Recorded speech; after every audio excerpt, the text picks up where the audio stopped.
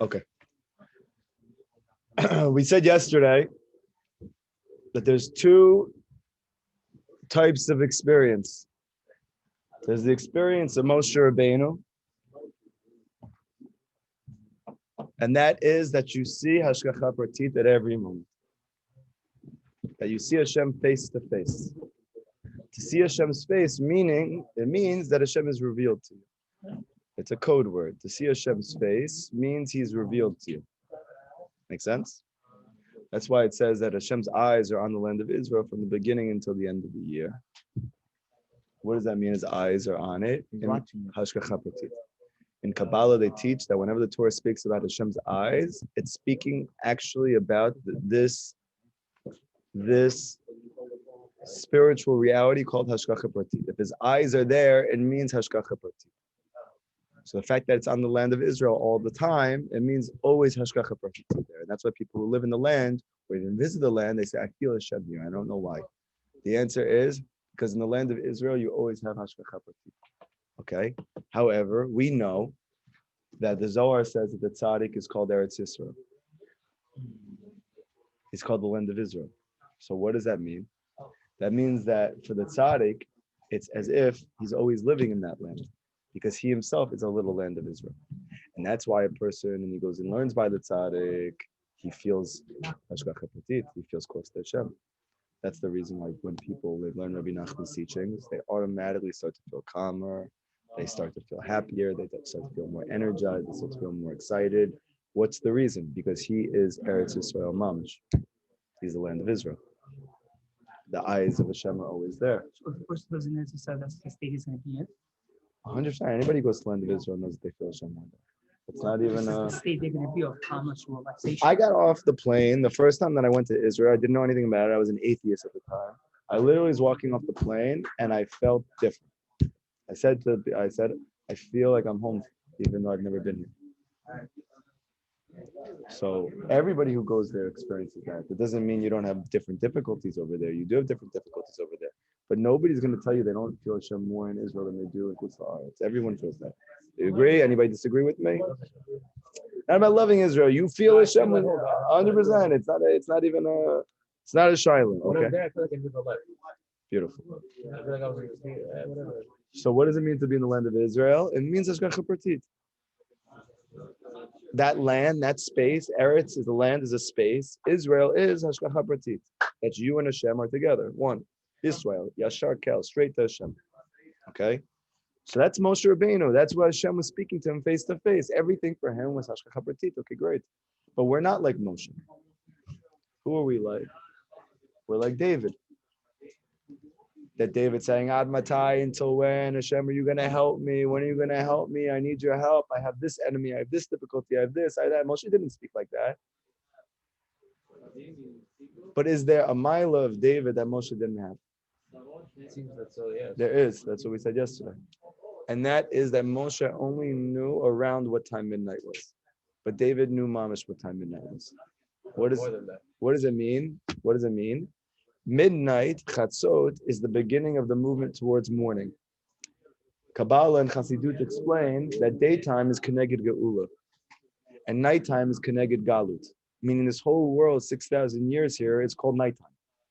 We're waiting for Mashiach to come, meaning we're waiting for daytime. That's why it's called Boker Avraham, the morning of Abraham, because Boker means Geula. Even in Tehillim, David HaMelech says, I'm praying to you, I'm preparing my prayers for the morning. What does it mean, the morning? Geula. Okay, everybody with me? So When he would recite this at night, or just in general, you see in Tehillim, he just says this concept of daytime. Daytime is Hashem's love. Nighttime is difficult. Why? Because nighttime, Laila, is Galut. Daytime is Geula. Okay? When do you transition from nighttime to daytime? So the nighttime becomes more and more intense from the time you have Shkia until Chatzot.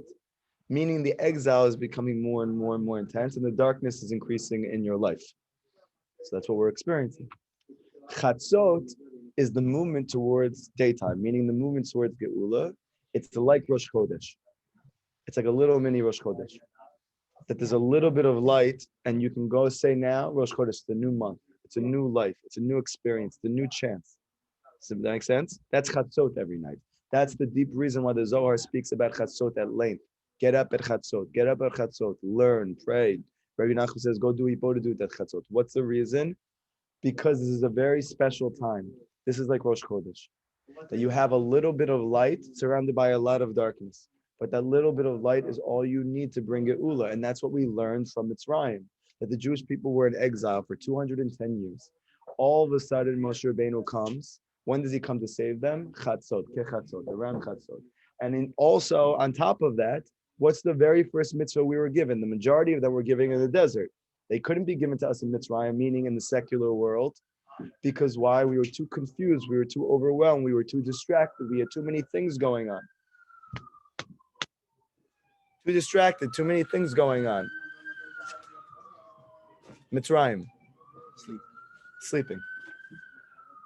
Comes Hashem to tell Moshe, tell them one mitzvah right now. Tell them a mitzvah right now. Then. Okay, great. Tefillin, Shabbat, no. Tell them when there's a new moon, go Makadesh the moon. That's the first mitzvah. Can you imagine? You have the revelation of God in the world. Before that, nobody knows that Hashem exists. The mitzvah is a portal. It's a channel to be able to connect to Hashem. Give me something amazing. Give me something beautiful. Thank you so much. You give him yourself. You're beautiful. The moon? It says in Chazal, in the Midrash, this is one of the few mitzvot Moshe Rabbeinu didn't even understand.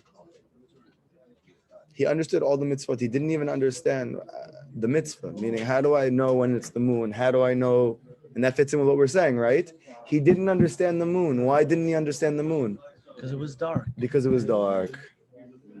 And he doesn't understand that. No, he doesn't understand nighttime. He's all light. It's all light. The Gemara says that Moshe, his face shone like the sun, and Yoshua, his face was like the moon. Because in Kabbalah, it's explained that Moshe is like Yesod. He's called the Tzaddik Yesod Olam. What does that mean? It means for him, Hashem is always revealed to him. Land of Israel, Shkacha Pratit. Yoshua, his main student, meaning Klal Yisrael, are like the moon. It's not a problem to be like the moon. The problem is when you leave it there.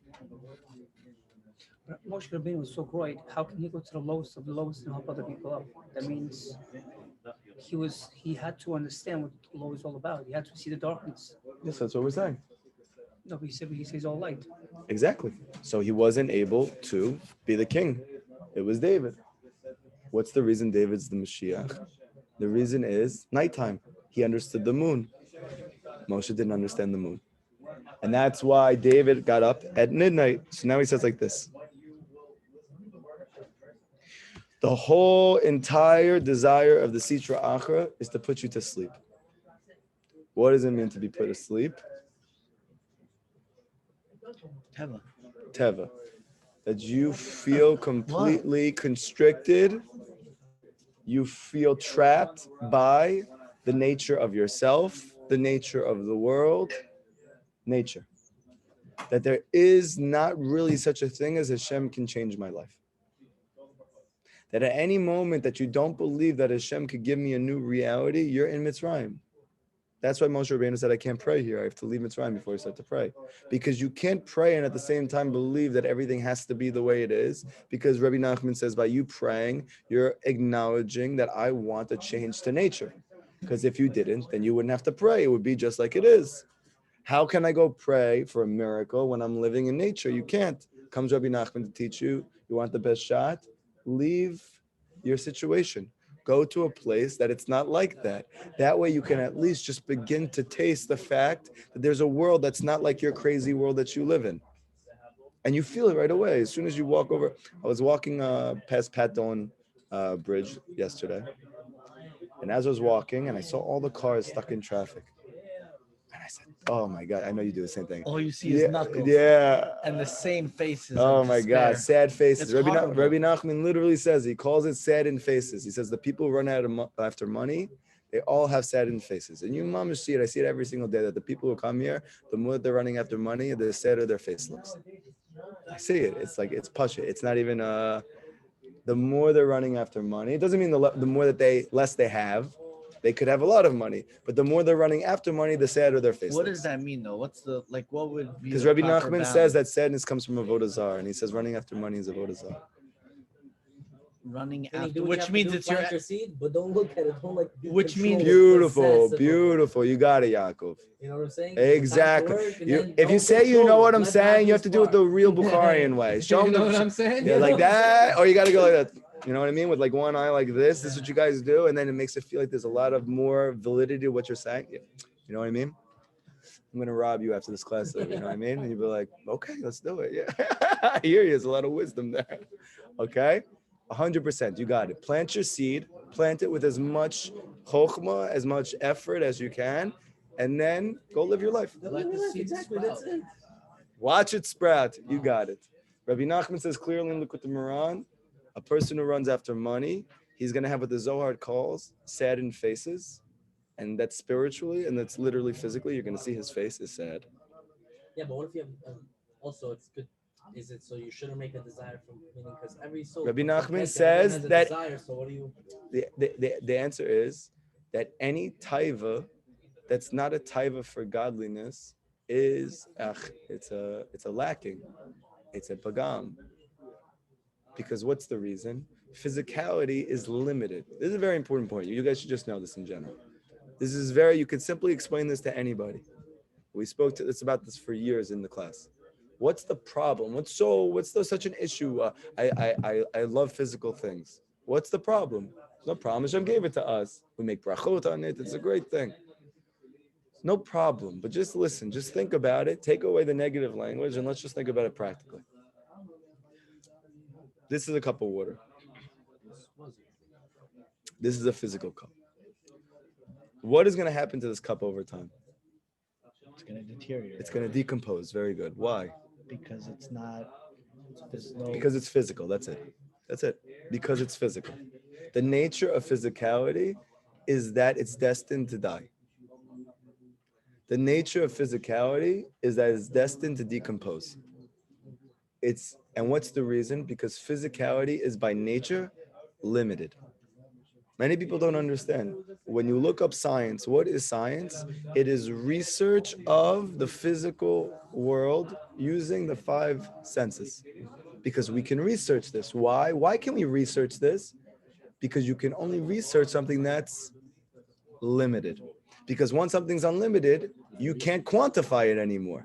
You can't put numbers on it because it's unlimited. The whole concept of physicality is it's limited. What happens as soon as somebody engages in a sexual act? As soon as it starts, it ends. Some people hold Okay, Benny, longer. nobody knows any sort of personal business? Yeah, we didn't know that. No, guys. Okay. Okay. What's that? No, him. He's not. I don't actually mean the act. I mean like the last part. Kids listening online. No. Blame his eye. No, I'm just saying it's there. You might even spend like hours thinking about it and then spend a few seconds doing it and then done. And you lost your whole day. So you ask yourself, was that worth it? At that time, it was worth it. What are you talking about? He's being honest. Oh, though. I know, but I'm just saying now looking back. No, after you're done, it's like, what did I What do? did I This is do? ridiculous. But beforehand, it's like, I get it. no, but- people tell me. Okay, again. Again. So listen. What's the whole essence of Teva? It's limited. Physicality is limited. If I drop a ball off the top of the building, it's going to fall. And that's what it has to do. Why? Because it's a limitation of the physical world. Now, what's the whole essence of spirituality?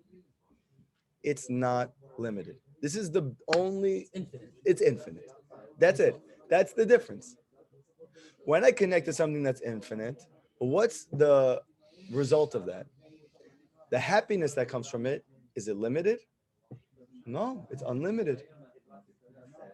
What about the fullness, the wholeness that comes from it? Is it a limited wholeness? No, it's a full wholeness. And the money that I make, whatever it is that money limited? No, it's unlimited. Can I ask you a question? Wait. And then we'll go to questions. It's fine, whatever you say. Thank you. Well, hold that question. That's a good question. But I think the Chevra's gonna like it. We're gonna get there. 1 second. But when I eat something, that's gonna end. It's gonna end. I'm gonna be full, and that's gonna be the end of it. And the more that I'm interested just in the taste of it, the more I'm gonna eat of it, and the worse I'm gonna feel after. It might after comatose me for the whole day. I lost a whole day for a few seconds that it felt good. You could do this every day your whole life. And I know people that do. Very close people that do. And it is chaval.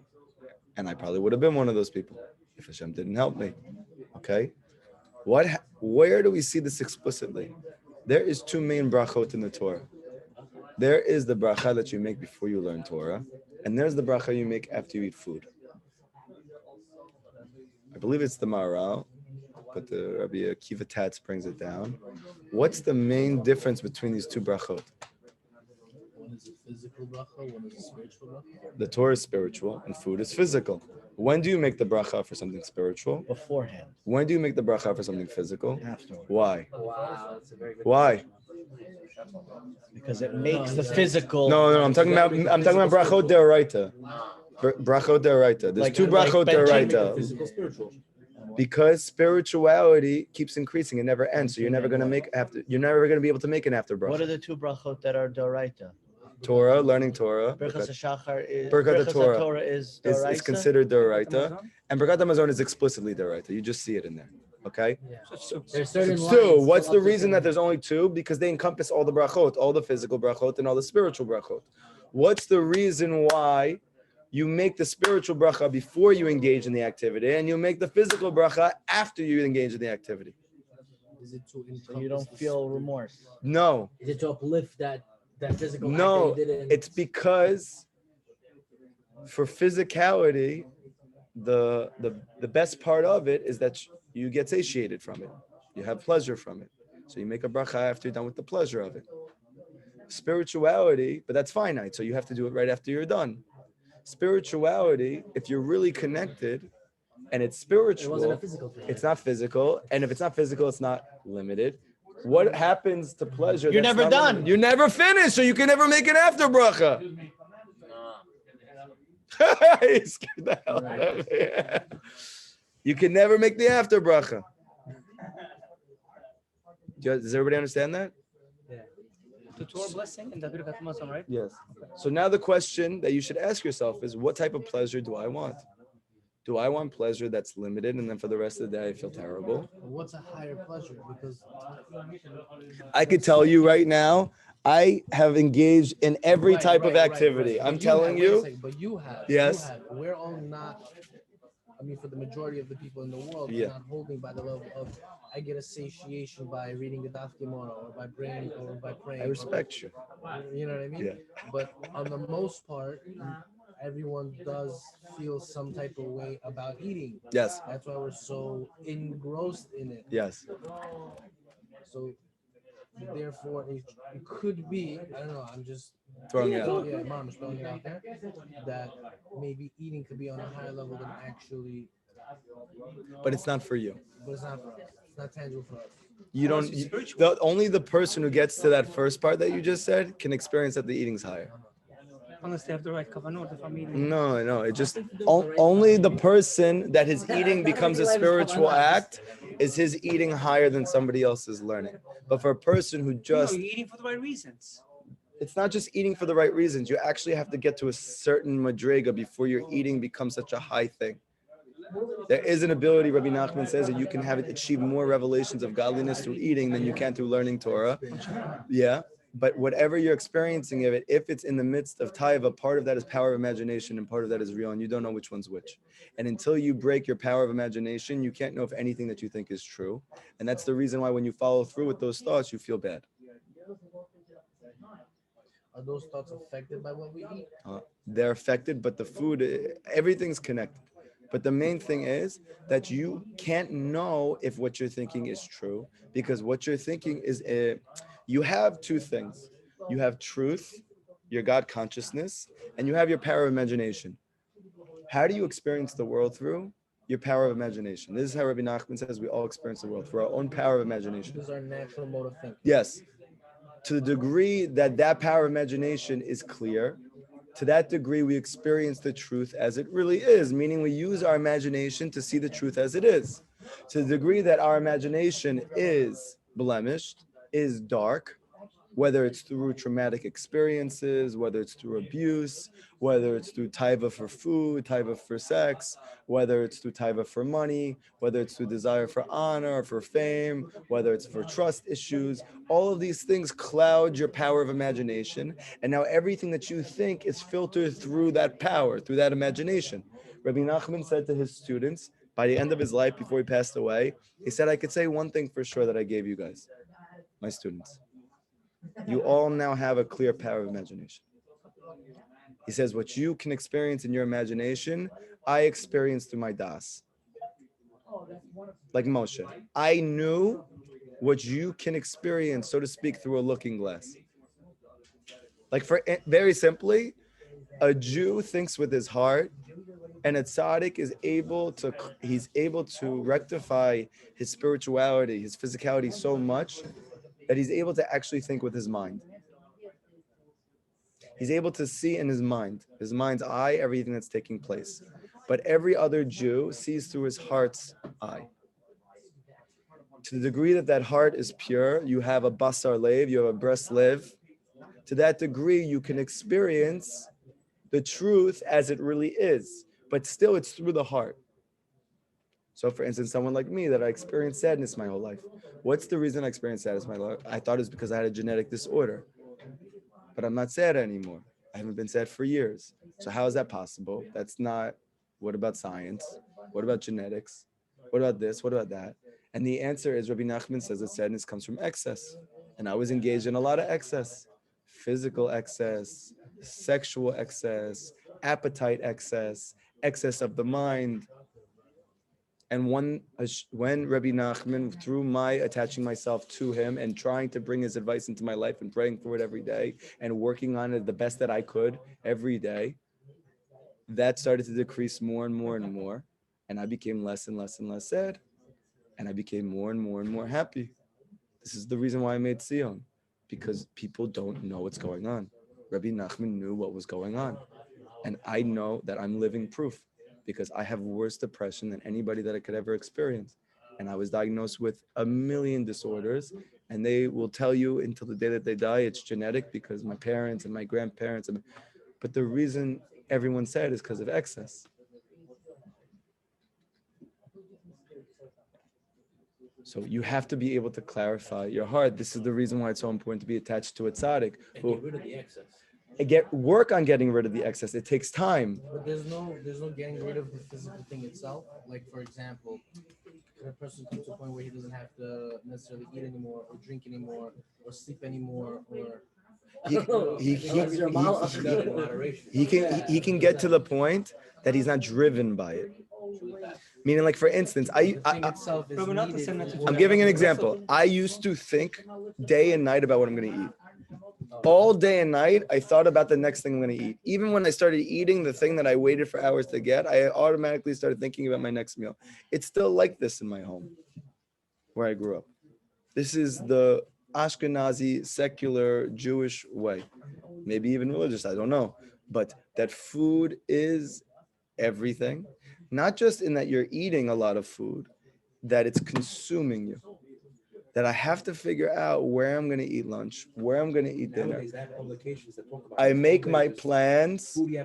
I make my plans. Of course, they know that this is a reality, and they embellish it because they know that you're going to do it. Why? Because nobody's working on growing spiritually, and the nature of a person who's physical is to increase in physicality when they have the opportunity to. Right? This is the nature of a person.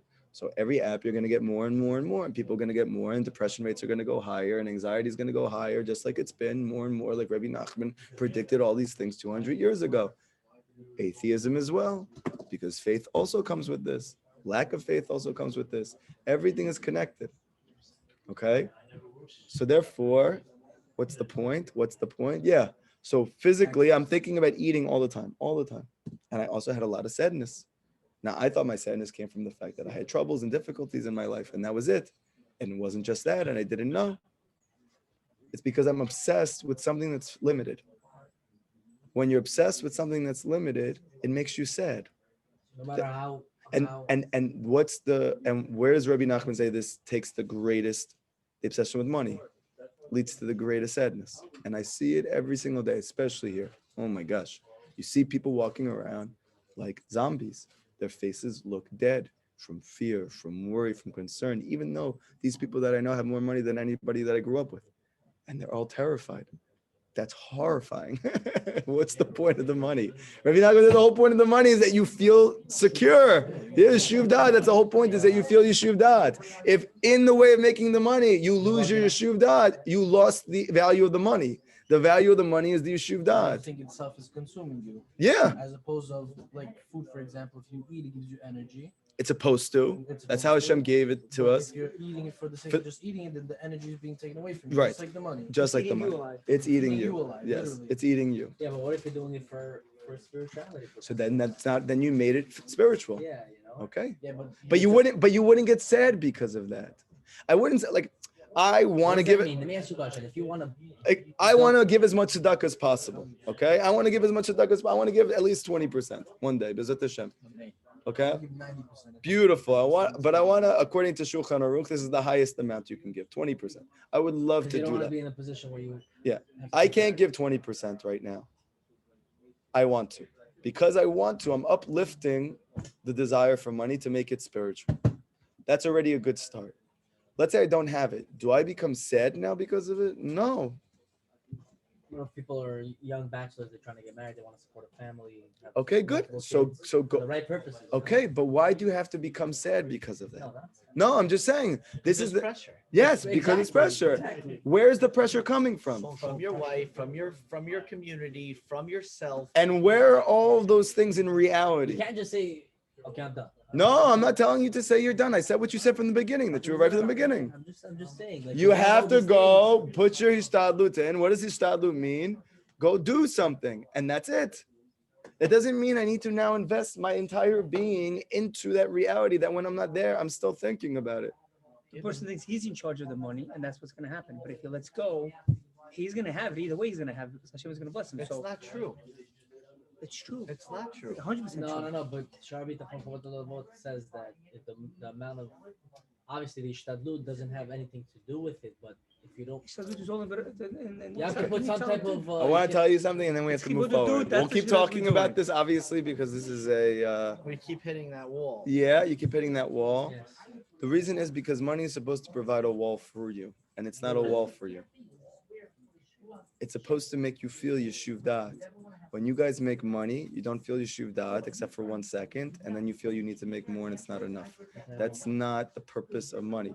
You miss the purpose of the money. Go enjoy. Go enjoy doesn't mean go spend it on Vegas. Go enjoy means feel Yishuv Da'at. Feel Yishuv Da'at. That's the point of the money. Yishuv Dat is basically Tranquility of mind. Clarity of mind. Tranquility of mind. This is the highest spiritual level. It's called Yishuv Da'at. When it says that Avraham Avinu became a Zakein, an elder, Rabbi Nachman explains it means he achieved Yishuv Da'at. What's the difference between that and Dvekus? It's the same. It's connected. The Vekus and Yishuv Da'at go together. You cannot have the Vekut with Hashem if you're running after something physical. The whole point of the Baal Shem Tov HaKadosh is that he got the Jewish people to have so much fun with being Jewish that you can make it a taiva. I can go run after Hashem and be excited for it. I don't have to force myself to like, oh, I got to go do this. I got to go do this. No, I'm excited to go pray. I'm excited. If that happens, you're breaking yourself. Okay, You do it. I You get have schar for that no, but when also. I'm yes, Ellie might be excited to put on tefillin in the morning. For 100%. someone, it's There like, is but he's always still doing it. again, there's always that concept, but at the same time, the whole entire chiddush of Chassidus is that the Baal Shem Tov said nothing is wrong with your nature if you use it for spirituality. Because what was it before the Baal Shem Tov? You're bad. Your taivas are bad. Your this is wrong. This is bad. This is bad. Your fears are bad. Your loves are bad. Right? It's all bad. Comes the Baal Shem Tov to say there's nothing wrong with the fact that you love so intensely, that you have such intense desire. There's nothing wrong with the fact that you have fears. It's a drive for good. You have to just appropriate it. You have to use it in a way that it brings you blessing in your life. And how do you do that? Through this process that's called in psychology sublimation. Sublimation means that you lift up the desire to something which is higher than something physical. You sublimate it. So what would sublimation mean? It means instead of loving sex, I'm going to love Hashem. Instead of fearing people, places, and things, I'm going to fear Hashem. Instead of my taiva is for physical ecstasy, I'm going to run after spiritual ecstasy. Right? That spiritual ecstasy is not consistent of anything physical. No, you might be singing, you might be dancing, you might be with your boys, you might be hanging out. Yes, there could be, but it's not, the ikr is not physical.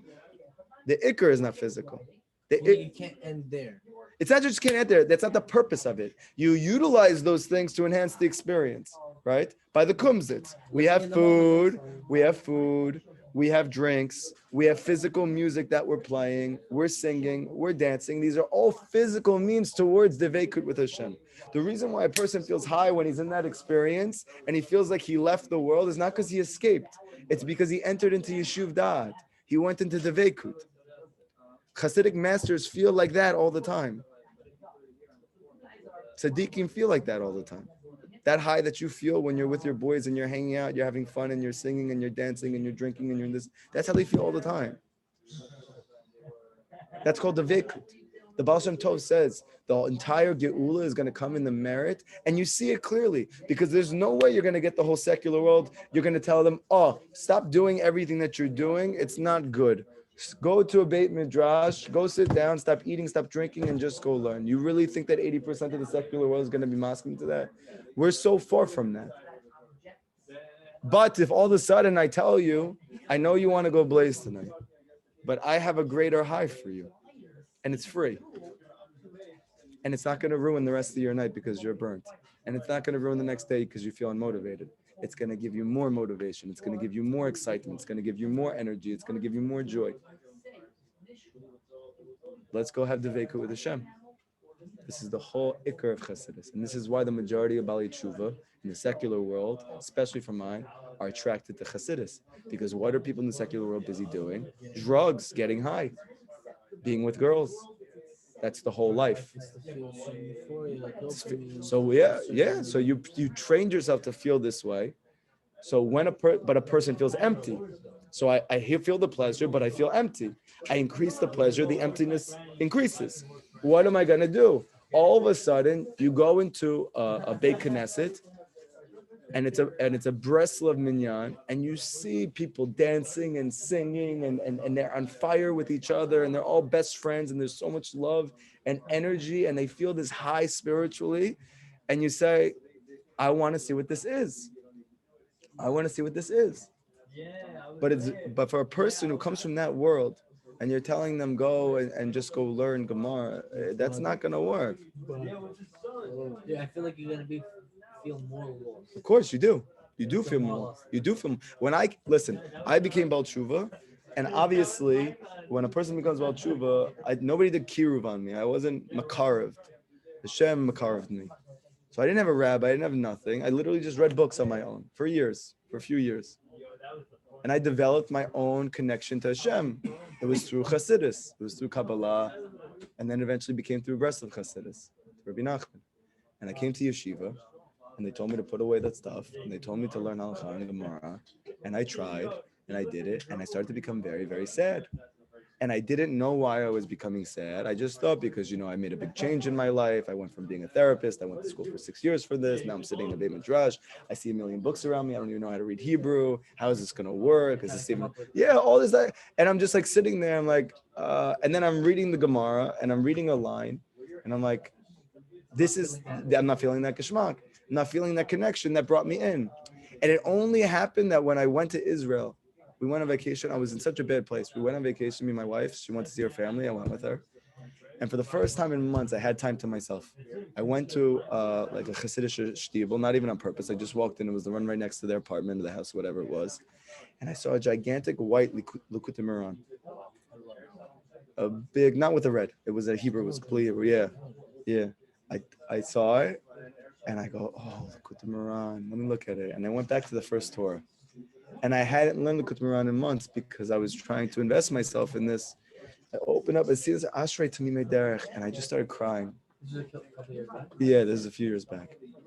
And I read that for the beginning of the first Torah, and I felt so happy. And I'm like, oh my gosh, Hashem, this is what I'm missing. Rabbi Nachman's Torah is not nice for me. I mamish need it. And I made a decision then and there after that trip. I don't care, even if it looks weird, even if my rabbi comes over, tells me not to. It's a sakana for me. It's a danger for me. I literally need this in my life. And I have to accept this about myself. And there's nothing wrong with that. So what did I do? I came in, I started learning with Tomer. And I said, I'm going to learn Gemara Halachot with you, but I need you to do me a favor. Please let me learn a half an hour of Chassidus with you before we start. I'll be much more energized, much more excited, much more this, much more that. And, it'll be better for you and for me. He said, no problem. We did it. And I became more myself again. And obviously he fell in love, and you see he's one of the teachers for our organization. But Well, I don't understand why. I don't understand how come a lot of Rabbeim are not so, For it. If anything, if it helps so much people in their life, and it's official commentaries and it's all sources. And okay, so I don't understand that. so there's a few reasons why. One reason why is that there is hundreds of years of conflict. 1 second. Wait, there's hundreds of years worth of political, spiritual, cultural conflict that took place between after Chassidus started and what they call mitnagdim, those who were against Chassidus, the Lithuanian world. Okay. Nowadays we see, okay, we have Chassidus, we have Musa, we have this. This is a new thing. Chassidus was like, they thought it was apikoros for hundreds of years. That if you went to go learn this, they would disown you from their family. Yeah, that's the weirdest thing. Yeah. Why is that a reform? As a smart person, you know these things, but you're right. It's if somebody, Like a lot of my systems. if a guy from Chafetz Chaim would learn Chabad, they would disown him. Yeah. Straight up, they would disown him. Even in the family, Rav Natan. Yeah, I don't know. It's So too- I'm explaining. There's certain historical factors. There was a person. His name was Shabbatai Tzvi. He convinced everybody he was the Mashiach. Wait. We're not gonna. No. We're not gonna get into all of it. I know. 1 second. So he convinced everybody he was the Mashiach, and we were in a very bad place at the time. And as a result, people are more vulnerable when they're suffering to false leaders. The more you're suffering, the more vulnerable you are to a false leader. The Jewish people are waiting for Mashiach. So between those two, all these configurations coming together, you have a guy who speaks very well. He's very charismatic. He's very smart. He's very, compelling. You know what I mean? He's one of those. Yeah. And he gets the whole guy, it's going. And he compelling, meaning when you hear him, he's convincing. You feel convinced. He's persuading. You feel like it's Emet. You're charming, good, whatever. Yeah, and he had Chassidim. He had a guy named Jacob Frank, who was mamish like his Eliyahu, telling everybody this guy's Mashiach, and they formed the whole entire movement. Yeah, they called it the Shabbasians. Okay. And then afterwards, this guy ended up making his own thing, the Frankians, whatever. Frankensteinians. So bottom line is, Baal Shem Tov came not long after that. And what do they say about him? He's a brand new Chiddush. He's having revelations from Eliyahu and Navi. He's creating a new Judaism that the only focus is not only on learning Torah. It's that you have the veku with Hashem, that when you're working, you feel close to Hashem, that when you're with your family, you feel close to Hashem. But what about learning all day and night? Well, there's a problem. And what else is he doing? He's called a healer. People are saying they have physical problems, they have emotional problems, they have psychological problems. They're coming to him and their problems are going away. Oh. Why is that a bad thing, though? Because of what happened with Shabbatai Tzvi. But was he doing the same thing? Was he healing people? Yes. They said that he was. They said that he was. Was he really? No, nothing that's fake is ever No, I real. think that's because Shabbatai Tzvi really holy people. Yeah, I know. Was he though? Again, there's false Was he leaders. using Sitra Achra, or was he? I get that there's false leaders. So what I'm because explaining to you is a person you who's have a person who's making you happy, whether he's false or not. You just want to cling on to him. okay, great. So but the happiness has to be coupled with truth. You can't be happy if it's not true. You can't be happy long term, but you won't see the fruit of that until the end. The whole concept of truth is that it only gives birth in the end. So this is what the Vilna Gaon was worried about. You have a person who he sounds on paper and he doesn't know him, very similar to Shabbatai Tzvi. He creates a religion that's based on Kabbalah. He creates a whole thing. What was the issue? Is that it was wrong. Baal Shem Tov was the real deal. He really did create a brand new revelation that was an enhancement of everything that was Jewish and doesn't take away from your Judaism. It only increases your desire to learn. It only increases your desire to pray. It only increases your desire to connect. Yeah, so it's like a whole thing. And then obviously there's spiritual matters. Rabbi Nachman says you can't get involved in conflict between tzaddikim. Why? Because he says that sometimes when tzaddikim know that another tzaddik comes into the world, he knows he's going to have a lot of sitra achra trying to take away from him. And Rabbi Nachman says the only way that you can nullify that so they can go do their mission is when another big tzaddik says and knocks them. Because then he's getting it from people down here, and then the sitra achra doesn't have the ability to create accusations up there. There are some people who have a theory that the whole reason the Vilna Gaon went so hard against the Baal Shem Tov was because he actually realized who he was, and he wanted that he should be able to follow through and do whatever Hashem sent him to do in this world. Obviously, most people are not going to believe that, but it's just a thought. Story number 5, right? Talked about Yeah, Torah number 5, he speaks about this. So anyway, point is like that. And there's other factors as well. One is that it turned into, even though it doesn't seem like this by the Gemara, it turned into that the entire vote of Hashem is learning Torah, and that's all that there is. And for the people who had money and the people who liked learning and they're capable of learning and they came from well-to-do families and they came from parents who did it and grandparents who did it, those people were religious, and everybody else was left out to dry. All the people who went to work, all the people who did this, all the people like that, they were completely disconnected. So the Baal Shem Tov says this is Judaism. This is what Hashem wants. But there's an elite group of individuals who can be Jewish and the rest of us are just flailing away. That makes sense? Does that sound like the Torah that we got? No. There's a place for everybody at every time.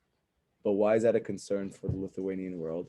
Because if you know that, maybe you're not going to want to push yourself to learn all day and night if you think that it's not the only thing there is. But Lamaisa, like Eli has said, when you learn these things, you actually want to learn more. When you learn these things, you actually want to pray more. You want to do everything more. So this is the battle. But at this point, you see Lamase, people are struggling. In the yeshivas, you see kids, they go to Israel, they come back and they're completely off. And they're calling me and they're asking me, they're saying, we're struggling, we don't know what to do. The kids are like this, the kids are like this. They were like religious, that, and they're not happy. And Lama said what's happening is those people were mashpia and Chassidus. As long as the yeshivas feel like they're holding in reality and they're really connected to truth, those people are becoming very big pieces in everybody's yeshiva now. Why? Because people need it. People literally need it. And this is not a chiddush for those in Chassidus, because the Baal Shem Tov spoke to the Mashiach, and the Mashiach said to him that the Geula is only going to come when your teachings go chutza. Yes. And if you want a precedent for it, it's clear in the Zohar. Rabbi Shimon Bar Yochai did the same thing. This is also a part of the Machlok. So Mashiach is not a living person? He's also a living person, but he's also a soul entity. It's clear from the Zohar that there's multiple levels of reality. We're living in one reality that's called the physical world. There's something existing at the same time, which is called spiritual worlds. In those worlds, you have souls. You have spiritual entities. They connect, they communicate, there's existence in these places. Obviously, also when you get into all these things, the Lithuanian world gets nervous. Why? Because if you start learning these things, maybe you're going to stop functioning in a normal way. Right, you might start living in that world when you're in this world. Yeah. Even a person who called me, he said, listen, I personally, he told me, this person, I personally think that what everybody needs is Breslov Chassidus. He told me, even me myself, I need it. This is a big head guy at a yeshiva over here in one of the traditional yeshivas. I'm sending you a guy to work with. I'm sending him to you. You should know the reason why I'm hesitant. I'm very hesitant to send to Breslov Mishpia, but I'm going to send him over to you because it seems like you're the real deal. Okay? What's the concern? The concern is Chassidus is like a fire. It can literally lift up everything in your life, including your spirituality, including your marriage, including your job, everything, and just make you mamish on fire. And in the best way, in a way that everybody dreams to be, in the way that people pay millions of dollars to go see Tony Robbins, and you get inspired for 1 second, you go back to your crummy life, and then you go do the same thing again. So you actually live like that. So, okay, that's great, but that's if you get it in a good way, in a real way. But you can also get it from a person who's not connected completely to truth. And there's other things involved there. And that person could end up destroying his family. That person can end up out of a job. That person could end up like this. He could be homeless living on the street. That person could have psychological issues. So what's their concern? I, as a leader, I can't send my person to go get Chassidus, even though I know that they need it, if I think that their life is going to end because of it. These are some of the different elements that go into why Chassidus is not, right? And then there's stigma attached to it, widely accepted. However, you see that it's changing. It's changing big time. You should know that 20 years ago, you wouldn't find Chassidus in any yeshiva. You wouldn't find it in any yeshiva. Any yeshiva. They just learn Gemara and Halachot. Is it the same thing as Chalel Shemaim? There has to be two in the world. They want to teach Is it nothing to do with that? No. Every other quote was from Yeah. Okay, so we'll do a little bit and then we'll stop, okay? So he says like this. Were you saying that in yeshivas now they have Chassidus? They're starting to bring it in. All the yeshivas. Yeshiva Gedana and like the little. Even here, Rav Walken was quoting Hasidic sources because he saw that the guys, Rabbi is starting to do the same thing. Why? Because you see the guys that they come in, they walk in, they're on their phone, they walk out. Spiritual people. I don't feel like when a person learns Gemara or Halacha that they're really connecting to the spirituality aspect. But that's only in the beginning. When you learn Chassidus enough, you realize what Gemara and Halacha is. Restrictions, things you can't do. You can't. Looks like it. Looks like it. on Looks face like value. it. If a Looks person like off the street is gonna But tell then you, eventually, Shulchan Aruch could be like Likutey Halachot for you if you get to a certain level. But that comes. That's why I used to tell Rav Walken, you know, when I was making the organization for Tzion, you know, he told me, he said it's like dessert.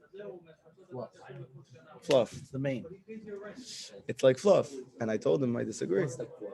This fluff is fluff.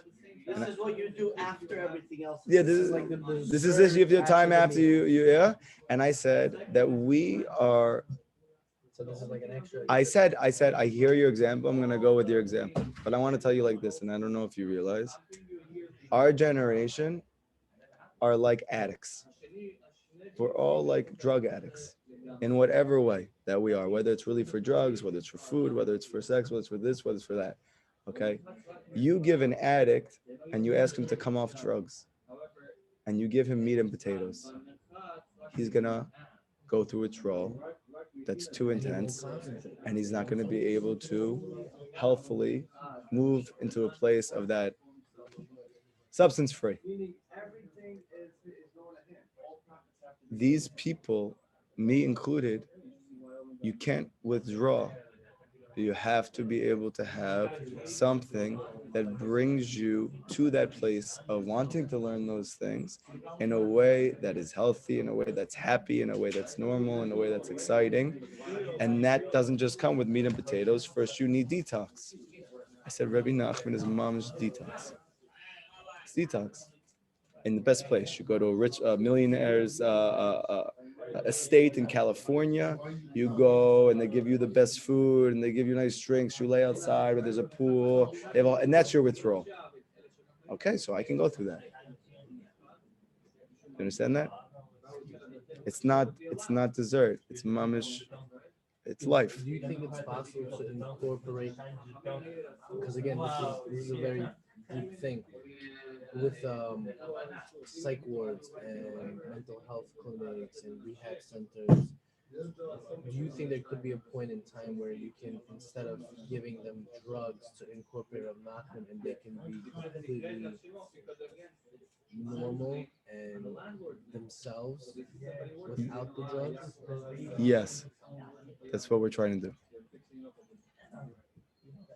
Even Gedali Fenton says there's no limits. He sticks to his Jewish. I understand, but the reason why I say But this is he has that in Florida. He has that, right? What? Galal Testa, he Yeah, has this is what that. Gedali is doing in the substance abuse clinic. Is teaching Breslov Chassidus. Business with Parnassa, the whole drug world is a crazy Billions of dollars. trillions.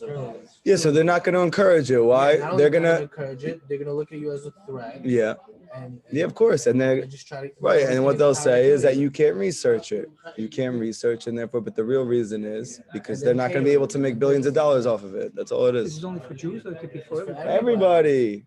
How are you gonna? Rabbi Nachman says that said. Gedali Fenton was interviewing Lamar Odom and he was telling him all this. Lamar was bugging out. This is real life. Sadness comes from lies. Laker. Sadness comes from lies. So when you're able to clarify truth for a person, he automatically becomes happy. It's whether he's Jewish or he's not Jewish, doesn't make a difference. Sadness comes from lies. That's it.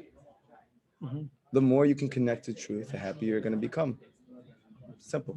So you need to give somebody an opportunity to be able to connect to truth in a way that's good for them, in a way that they connect to and where they're excited about. That is going to make a person healthier. That's it. 1 second here. So he says like this.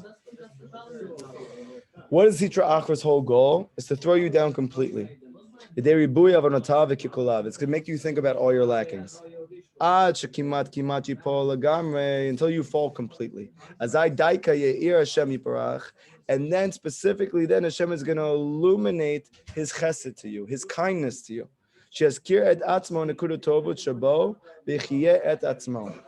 That now He's showing you there's good there in the darkness. You have to go look for it. That's Hashem's chesed for you. That no matter where you are at any given moment in your life, at any time of the day, you can find good if you look for it. That's Hashem's love. You need to look for that, and that's going to be your ability to be able to move up out of the darkness and to transform the darkness to light. This is the concept of getting up at night.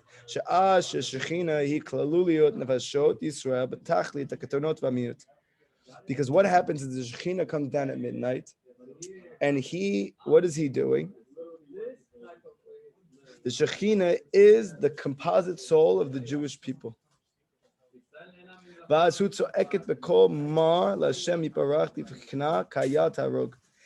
then cries in a bitter voice for Hashem. So what is he saying here? Saying that if you take all the souls of the Jewish people and you put it together, it's called the Shekhinah. Many people don't understand what is the Shekhinah.